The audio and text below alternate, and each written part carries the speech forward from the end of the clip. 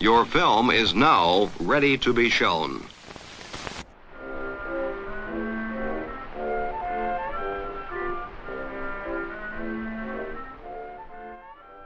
Good morning. I'm Justin Hendricks, editor of Tech Policy Press, a nonprofit media and community venture intended to provoke new ideas, debate, and discussion at the intersection of technology and democracy. Today's show has two segments, both focused on generative AI. In the first segment, I speak with Irene Suleiman, a researcher who's put a lot of thought into evaluating the release strategies for generative AI systems. Organizations big and small have pursued different methods for release of these systems, some holding their models and details about them very close, and some pursuing a more open approach. And in the second segment, I speak with Callie Schrader and Ben Winters at the Electronic Privacy Information Center about a new report they helped write about the harms of generative AI and what to do about them. First up, Irene Suleiman. My name is Irene Suleiman. I'm policy director at Hugging Face.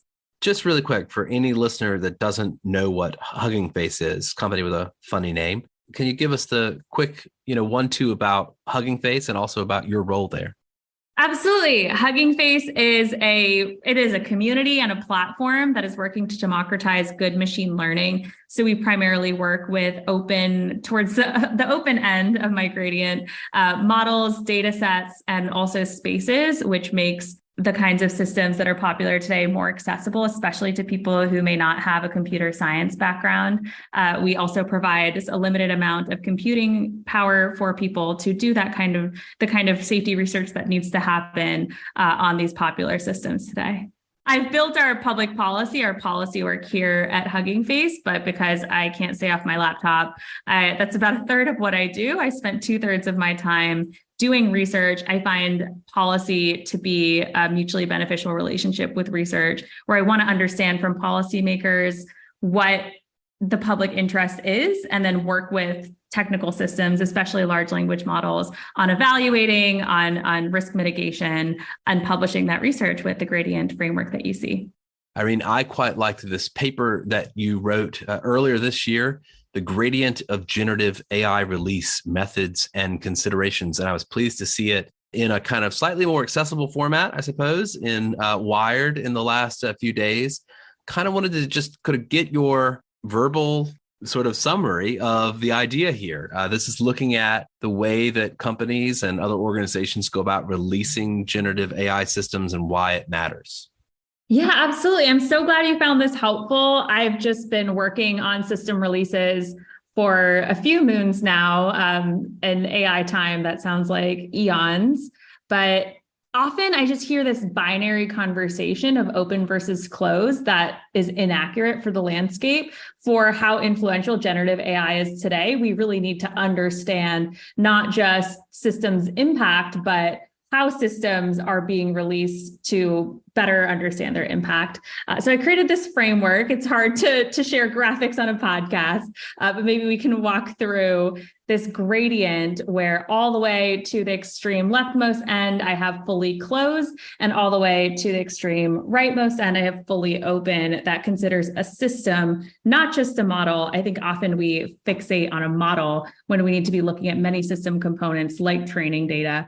Maybe let's walk through each of those categories and perhaps give the listener just an example of the type of system that's been released in each category.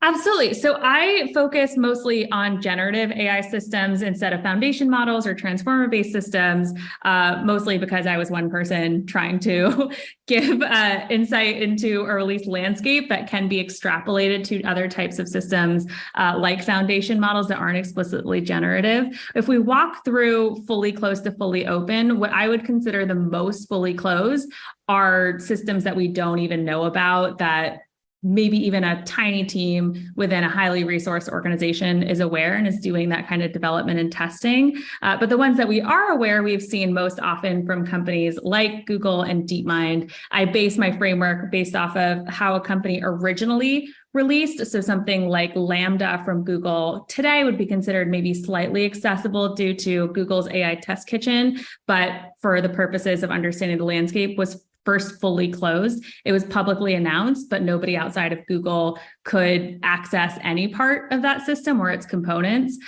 part of what really stoked a lot of this release discussion conversation, at least in my spheres, was the release of GPT-2 in 2019 that I led with my colleagues and external partners at OpenAI. I also have a timeline in my gradient of release paper to be published at FACT that shows GPT-2 as an inflection point for when systems really started to close, especially from larger organizations. In my experience in open source world and having led this release, people tend to feel quite strongly about options for release. A lot of proponents of open source believe that everything should be open all the time. I don't consider myself an open source fundamentalist, but part of what helped me understand why people would find themselves at one part of the gradient is what I put as tensions throughout the gradient. Some of the reasons people feel strongly about openness is for the community research aspect, for getting broader perspectives into a system and its components. But then you have some more people who are concerned about really powerful systems having malicious use capability. People on the internet do really weird things with whatever they have access to. And if you make systems more accessible, you have less control. And that's where the fully closed argument comes in. A lot of times folks do present this as a kind of binary. Often in the media, I feel like these days there's a kind of binary between OpenAI and the way that it's released, more recently ChatGPT, GPT-4, and then Stability AI and the way that eventually, it made Stable Diffusion available. But on your gradient, they're actually kind of close together on some level. Is that sort of accurate to say that they're really perhaps not so far apart? Well, the way that I lay out the systems in my paper, because it's based off of only their initial release and not what we see from, for example, Stability so far, is I think a lot of folks are not aware that Stable Diffusion was originally a staged release that got leaked.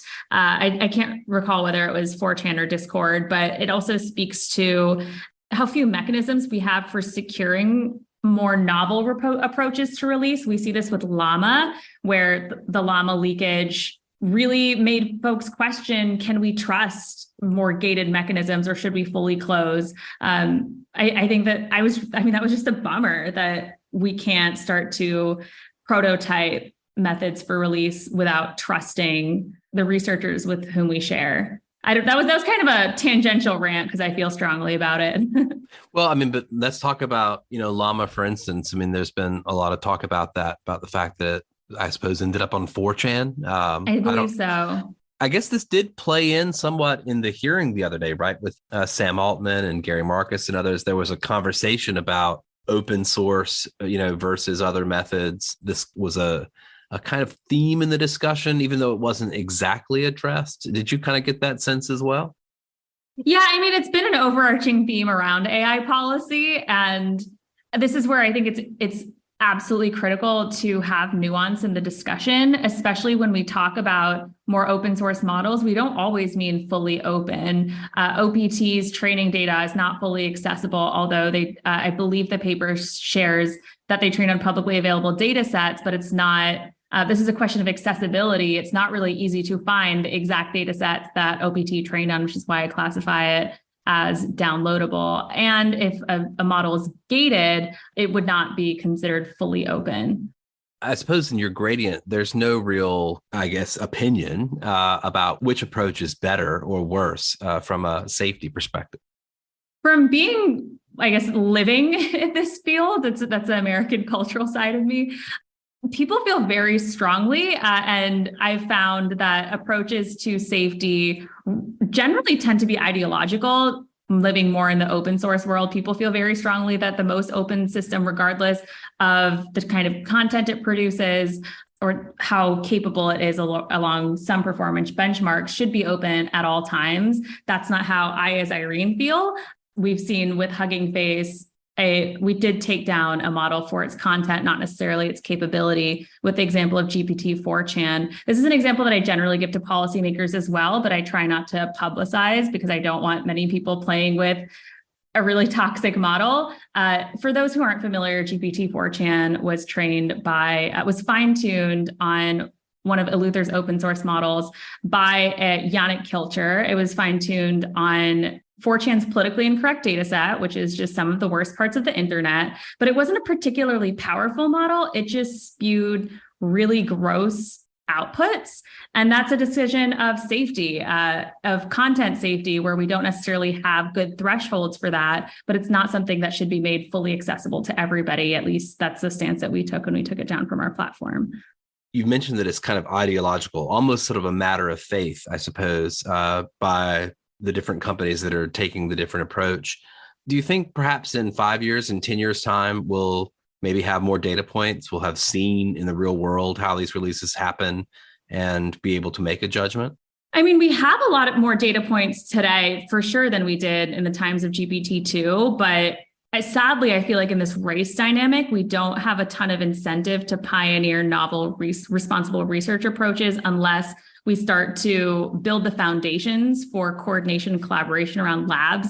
My optimism, and especially seeing initiatives from especially Partnership on AI and Stanford work towards more responsible deployment, I would like to believe that we will have more consensus on not just what is a responsible release, but what is the whole process leading up to release decisions, and also post-deployment, what does risk mitigation look like? And I understand this is something that the folks at Stanford, HAI, they have asked essentially for the industry to come together around this, right? And to kind of really hammer this out and create some kind of shared understanding of how release should work.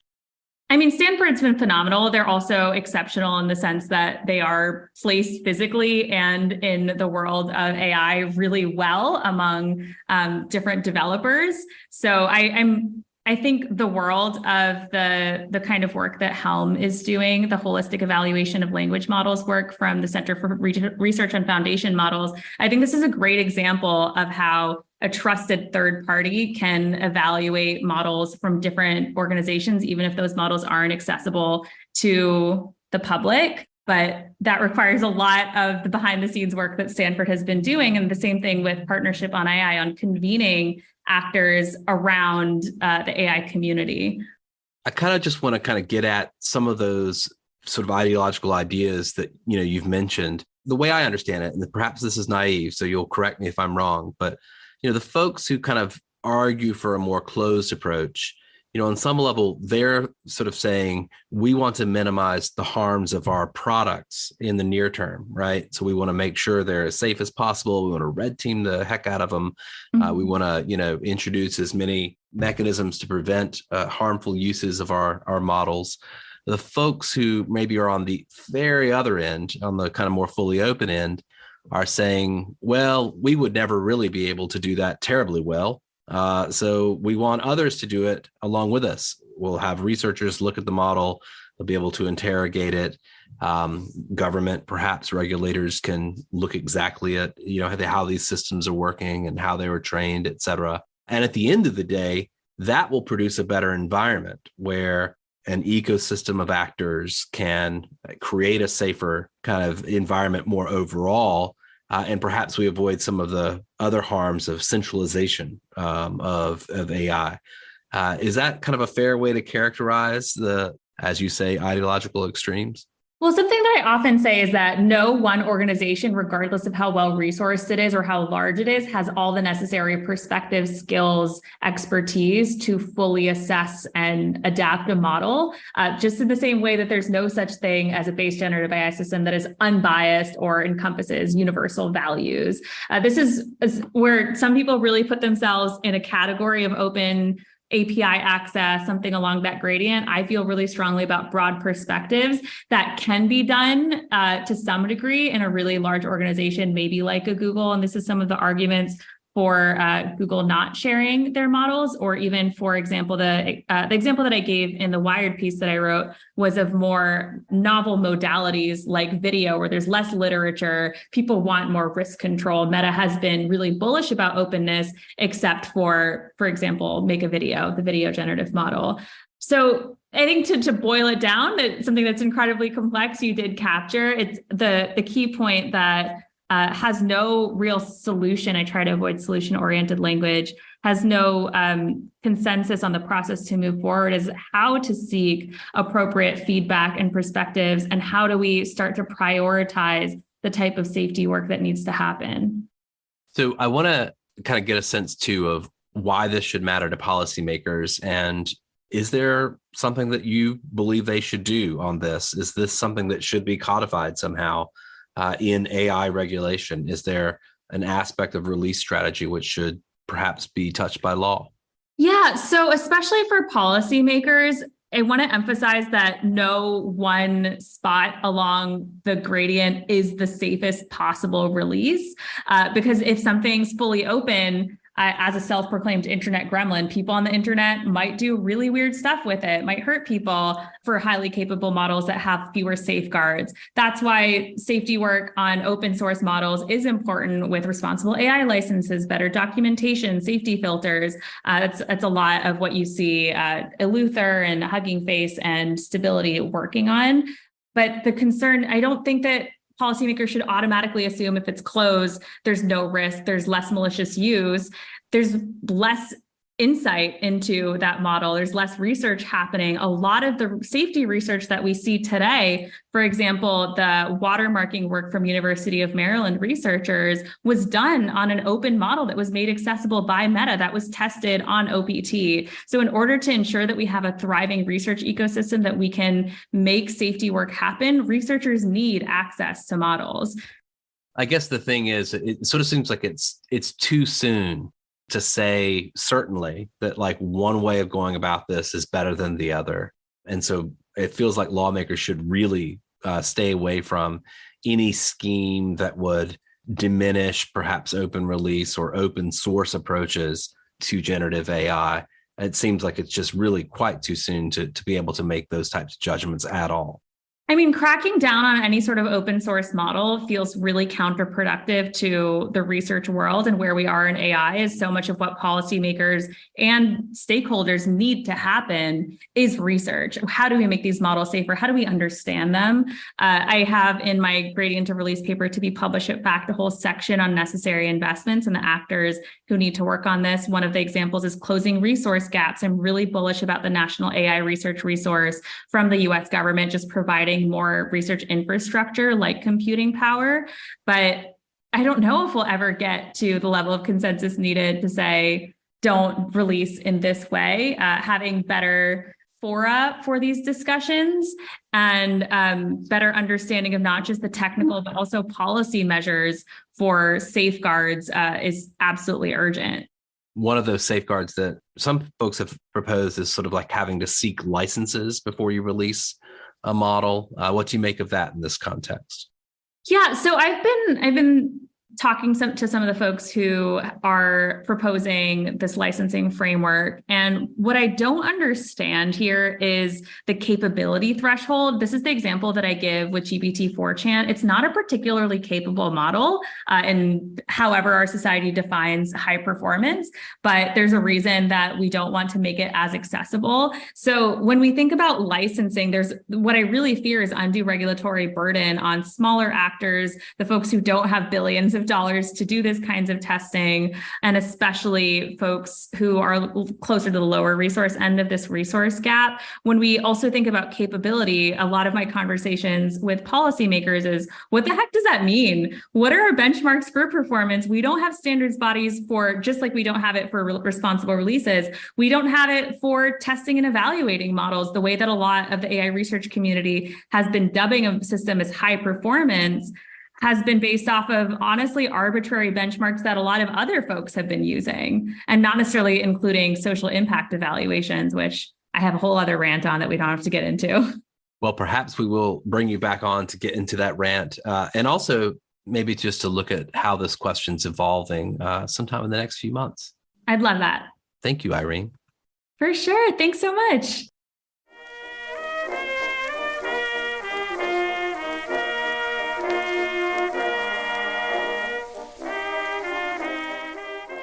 Next up, a conversation with two of the authors of a new report from EPIC, the Electronic Privacy Information Center, on the harms of generative AI and what to do about them.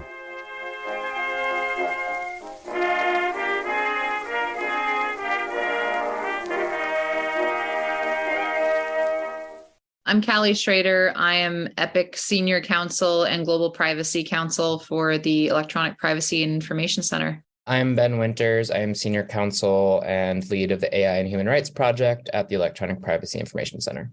You are two of the authors, along with your colleagues, of Generating Harms, Generative AI's Impact and Paths Forward, released this month. Great report, and I'm looking forward to talking about it with you. I want to talk about a range of issues here, but first I just thought I'd ask you to kind of speak a little bit about the frame you use in this. I found in the, kind of opening paragraphs of this, you refer to Daniel Citrin and Daniel Solov's typology of privacy harms, Joy Buolamwini's taxonomy of algorithmic harms.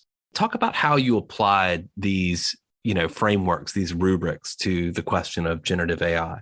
The whole genesis for writing this report is the fact that with the release of generative AI and all the hype around it, a lot of people are focusing on harms that are very sort of abstract and in the future. Whereas just in non-generative AI, we've been talking about and documenting and advocating around very current harms. And so we wanted to map those current harms and the way that those are being carried out and continued in generative AI contexts. And we want to ground those in as specific categories as possible so people can really, feel this concretely and have language to use when discussing this and when maybe addressing it, so that policy responses are not these vague things that are directed by corporations, but are sort of mappable to these things, whether they be about physical harms, economic harms, loss of opportunity, whatnot. So both of those taxonomies sort of are a little bit overlapping at times, but I think quite complementary and gets a really wide range of the type of harms we have.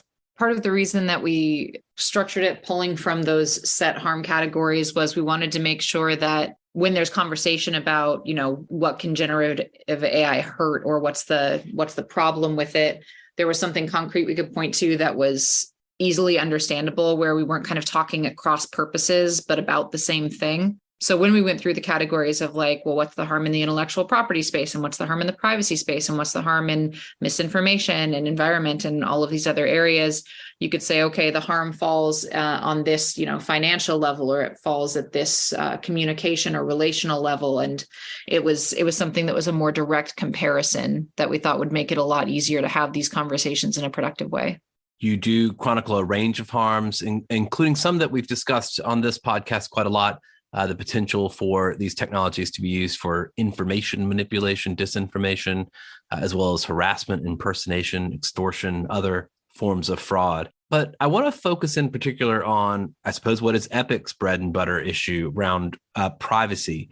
I think one of the things that your report points out well is that not only do AI systems, these generative AI systems, the large language models, rely on hoovering up a massive amount of data in order to train the models, but they also create incentives for companies to continue to hoover up as much information as possible in order to continue to develop more sophisticated AI. I want to ask you a little bit about that, how you see that dynamic playing out and what can be done about it. So one thing that we've seen in this field in a very short amount of time is that there is a lot of money being poured into it. And so as you said, the incentives are really there to be able to build, use, and sort of continually be able to refine and make slightly more impressive these generative AI systems. In the federal level, at least in the US, we have no controls on data collection or the way that you collect data for one purpose and use it to another one.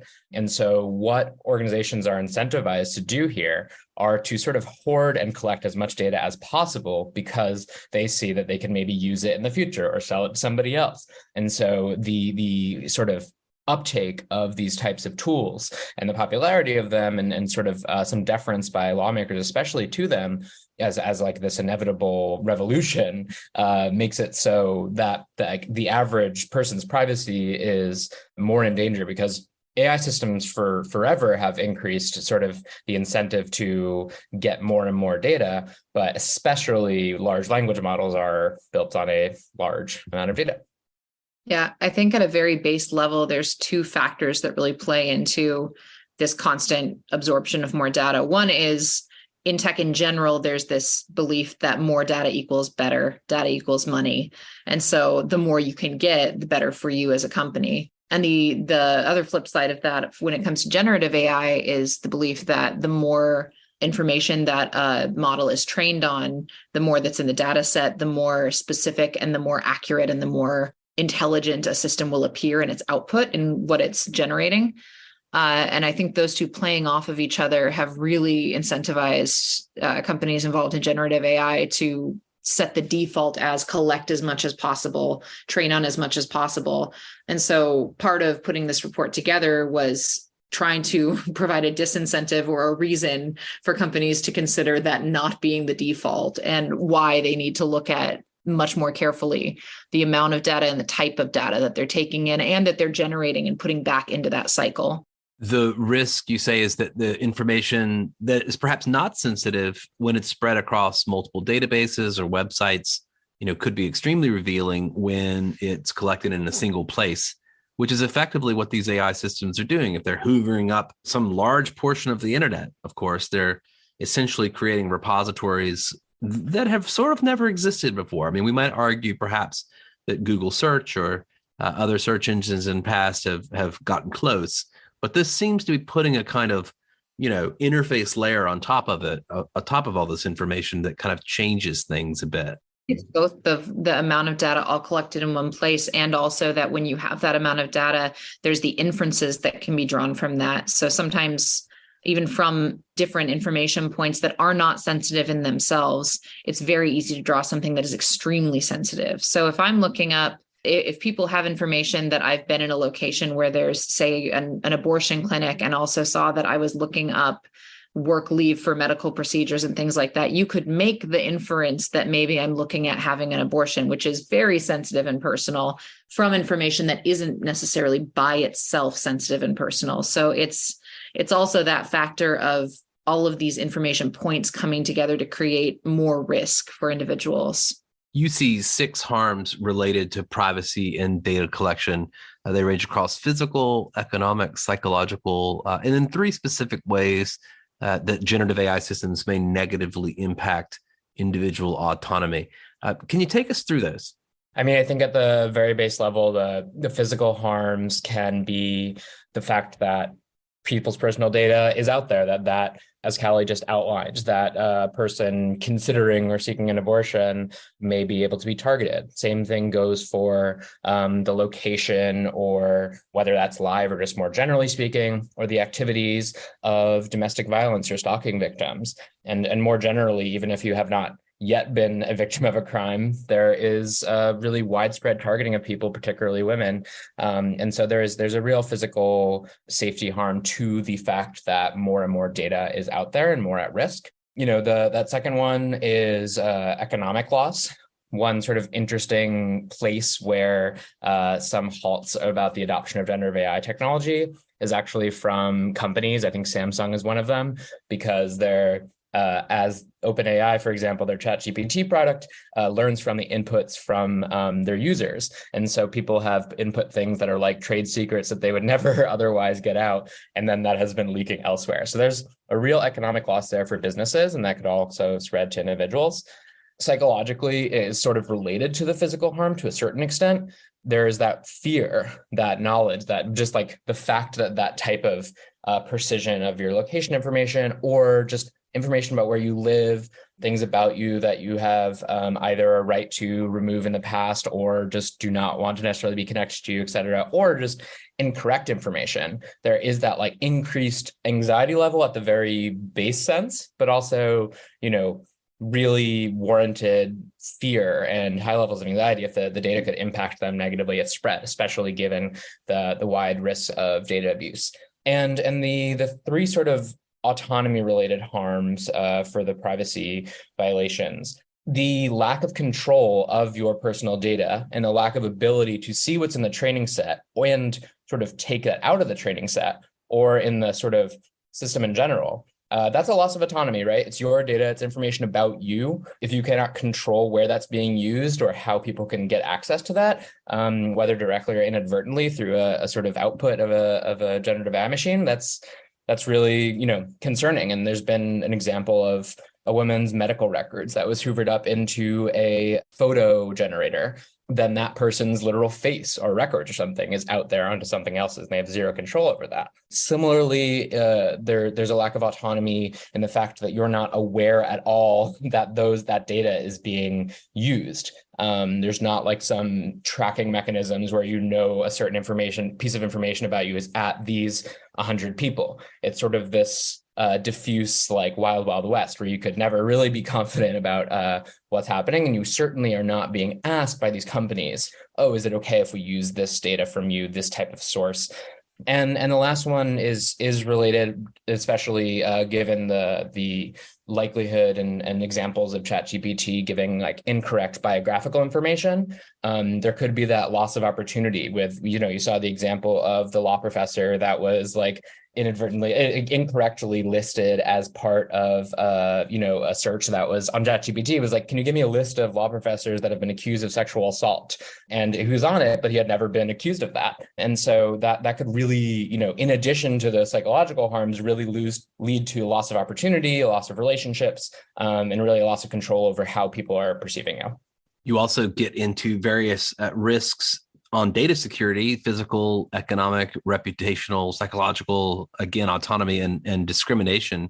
Discrimination is a topic that does come up, in multiple ways throughout this report. You highlight risk to the environment. You highlight there the excellent work on this by Sasha Lucioni. Let's talk a little bit about labor manipulation, theft, displacement. This seems like an area where there are still lots of question marks. It definitely is. And it's interesting because I feel, at least from what I've been seeing in news reporting, labor seems to be one of the areas that is causing the most concern when it comes to questions and about just being replaced by machines and by machine learning. We've seen already that there are newsrooms that have discussed or taken action on severely limiting or reducing their writers and reporters and deciding to use generative text and generative articles. In Hollywood, there's a lot of real discussion about screenwriters being replaced in some cases by these systems. There's talk about editors being replaced or students using this kind of technology to generate more product. And so the problem is not just that there's possibility of job loss, but there's also real harm possibilities in the monopolies in this market, because the early entrants into generative AI frequently are these really large companies that are able to corner the market, not just on the development of these systems, but also on taking up all of the experts that are able to develop and audit and do ethics research in these systems. So if everyone that's an expert in this area is working for one of, say, 5 companies, the space, it becomes much harder to have real discussions in this space where there's ideas are being challenged and people are allowed to speak freely without worrying that they're going to harm their own job prospects if they want to move to a different position or move to a different company. So I don't know. That's been a really interesting area to look into. The lack of mobility for people that are specialized in this area, and also looking at what jobs are going to be outsourced to machines in this sense, and where you can trust machines to do that. Because I think another aspect of the labor problem is that maybe there's too much trust that generative AI is able to take over these jobs at this and function at the same level that human laborers have been able to function. And we may not see what the downsides are of that, or where these systems can't stand up to the same level that human workers have been until it's too late and those jobs have already been eliminated or taken over, and we see repercussions from it. And the other main thing about the labor section that I think is a little bit undercovered is the human labor and often extremely exploited human labor behind the creation and maintenance of these systems, right? And so there are data labelers and data annotators, which are basically paid to look through the sort of raw data of these systems, whether those be text or photos. And one job is sort of labeling what's in there, so the system could train on that a little bit better because they don't know automatically. And the second one, which, there was a story in Time about how OpenAI outsourced work to a company called Sama, and they were paying workers in Kenya less than $2 an hour to label the most egregious text that was in the data set for OpenAI, so that when it was to market, they would know like some of the most egregious, most homophobic, most racist things. But first, that is being forced of like extremely low wage exploited workers, they're subject to that, reading that and given that responsibility. But then on the other side, it's like, oh, look at this shiny tool. It's a genius thing, but it's created by hundreds and hundreds of criminally underpaid workers. One of the aspects of that story around Sama that I feel like was sort of undercovered was the, apparent activity that Sama was engaged in on behalf of ChatGPT to collect what appear to be, images of child sexual abuse, sexual and violent images. I don't even really understand the legality of how that it could be done, how a firm could potentially go on the open internet, collect these images, and then essentially package them for a company to build classifiers. I feel like this is kind of an underreported question, and clearly these companies have to build these classifiers if they don't want these types of outputs to come out of these systems. But it seems like a real dark piece of this sort of AI industrial labor landscape. Absolutely. And it just exacerbates the extreme power disparity between the, as Callie said, the first movers that are these huge companies. The people that are coming out with these are Microsoft and Google, and those are the people that have the power to do it. And they're exploiting extremely underpaid workers at the bottom of the other sort of side. And that is a part of this report that, kind of comes through. And I think, other writing on this, of course, leads your mind in the direction of the devaluation of labor, heightened inequality. I mean, these are issues we've been contending with now for decades, but seems like these technologies are likely just going to push us further in that direction. I think that's true, but I also think it's interesting looking at the spaces where generative AI seems to be most at risk of taking over jobs. So there has been kind of uproar in the legal industry with the discussion that generative AI may take over contract writing, and we may, lawyers may all be out of a job, which I think that's overblown. But I also think it's really interesting that one of the industries that seems to be at risk of displacement is one that is so specialized, and that does, previously at least has taken a great deal of school and training and licensing. And also, I imagine writers' rooms, journalists, things like that. It's this industry where you're supposed to have this background training and kind of know the systems and know how to protect sources and know all of these different requirements. And so it's interesting that what seems to be being replaced isn't what we have previously considered to be low level or in entry level jobs. These are more specialized industries that are also at a high risk of replacement. Well, I want to talk a little bit about forms of redress and your recommendations. There are a ton of them in this. One in particular, you talk about product liability law. You say that policymakers, plaintiffs, attorneys should explore ways common law and statutory product liability law regimes can apply to redress generative AI harms. There is a lot of hype and a lot of bullshit around what are effectively bullshit generators, and perhaps that's a good place to start. But let's talk a little bit about some of the other recommendations you have in this report. Maybe each of you kind of give me your top three. So first, I think that businesses that are looking at using generative AI, not just businesses, government, anyone who's looking at using generative AI for a system, before bringing it in at all, needs to really seriously consider if generative AI is the best tool for whatever the goal is in this case. I personally feel that generative AI is falling prey to a similar hype that blockchain did when it was first coming out, where it became such a buzzword that everyone just wanted to incorporate it right away and was so thrilled about the promise of this new technology. But there are so many places where generative AI is being kind of shoehorned into an area where it's not only not the best tool for the function. In many ways, it's a much worse tool than what we've been using previously. So I think honest assessment there of where generative AI is appropriate and where it's not is one of the key recommendations. Another one is data mapping. If you're using a generative AI tool, you really need to map where is the information coming from that's going into that data set. You need to have a real clear awareness of what's in that data training set, how often more information is being added, whether that's automatic, whether that's reviewed. With the output, is that being fed right back into the system? Is that being checked at any level? Who is it going to? How is it being used? So the data mapping part of that, I think, is very important. And then finally, I would say doing impact assessments and audits to look at what's coming out of these systems, how are they functioning, and can you demonstrate, like if you're claiming that this is an AI that's generating all this factual information, that's generating high level documentation that doesn't have bias or discrimination in it. Can you demonstrate, can you prove that your system doesn't have that stuff, or is it all talk? I feel like all of these systems need to be able to actually back up their claims, forcing people to have audits or assessments where there's a tangible document where you can show the work you've gone through to prove this is the first step there. How about you, Ben?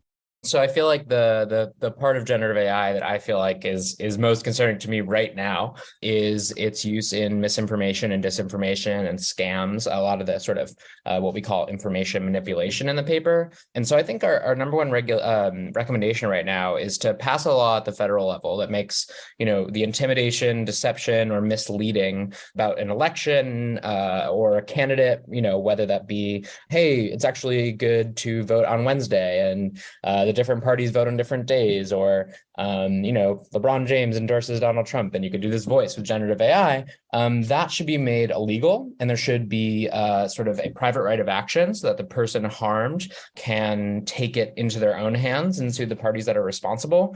And one bill that was introduced in past years is called the Deceptive Practices and Voter Intimidation Prevention Act.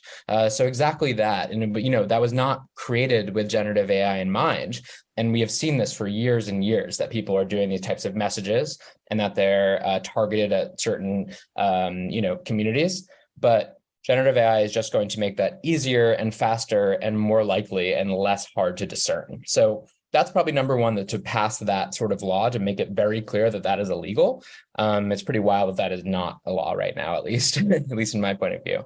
Second would be to the use of a combination of either rulemaking at the Federal Trade Commission or legislatively requiring some sort of data minimization standard. Data minimization sort of at the very basic sense stands for the concept of that you only collect the data that you need for the product or service that the consumer requested. You don't just get to hoover up more data, just like we were talking about earlier. And that, that takes a lot of different forms, exactly how it's written, but it's a part of privacy laws like ones that have passed in Colorado and California in the States, and in the proposed American Data Privacy Protection Act, which passed out of committee last Congress and is hopefully being able to get passed this year. But that is like a really essential way to try to stave off and make clear that it's illegal to do this just extra hoovering up. And then lastly, I think there should be a requirement, whether that be sort of informally through conferences and papers or formally through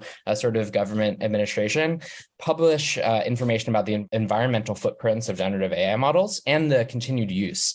So there is a substantial amount of water and energy required to do the training and cooling of computing systems for the amount of time that you need to sort of process all of this data. There's data centers that need to be done. And the more people use it, the more energy and rare minerals are used for certain computing systems. And while we're in the middle of a increasingly worsening climate crisis, it's really concerning that is not a major concern with the increased use of generative AI. So really need to be, at the very least, clear and publish information about it.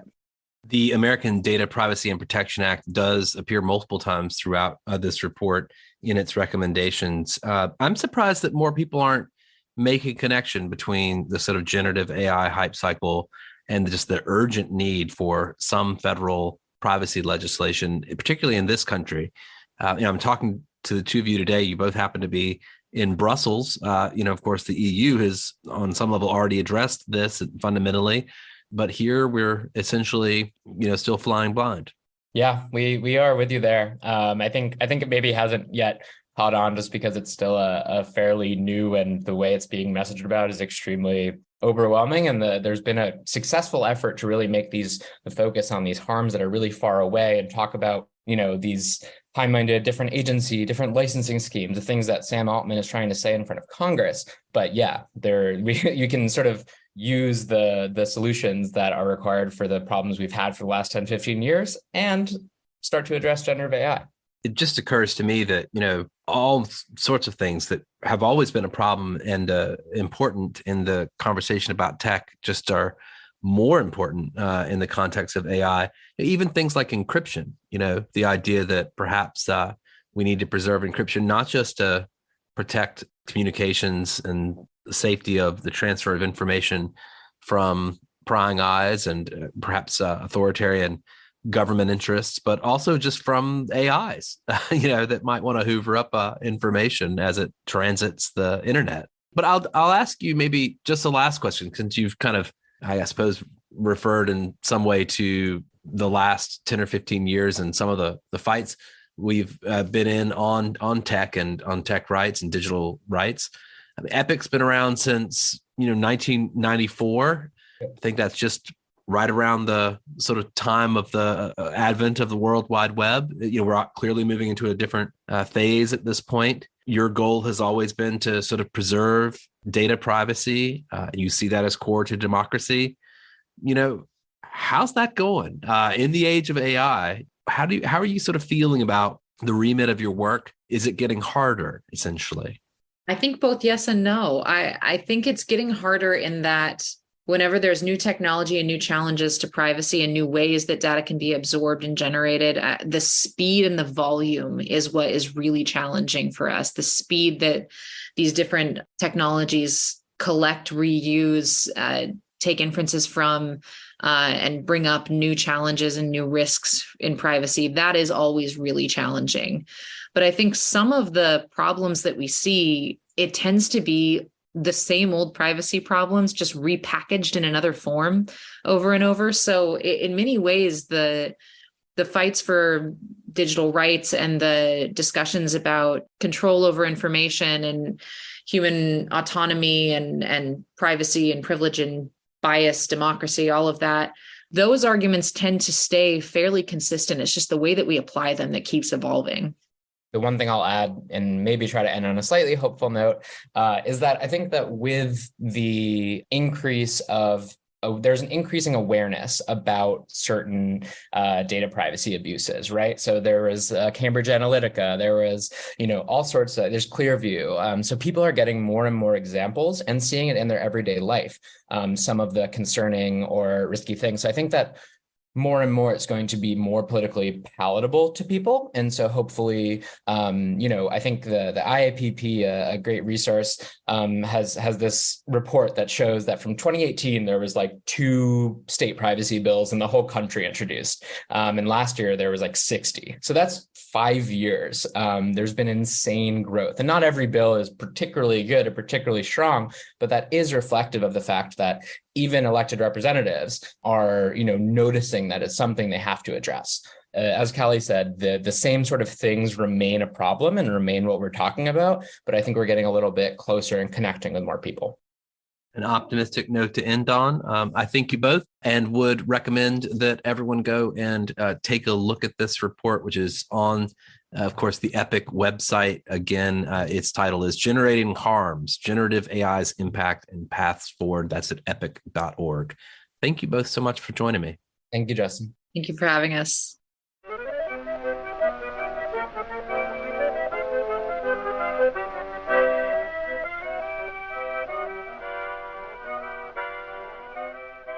That's it for this episode. I hope you'll send your feedback. You can write to me at justin@techpolicy.press or find us on Twitter at techpolicypress. Thanks to my guests, thanks to my co-founder Brian Jones, and thank you for listening.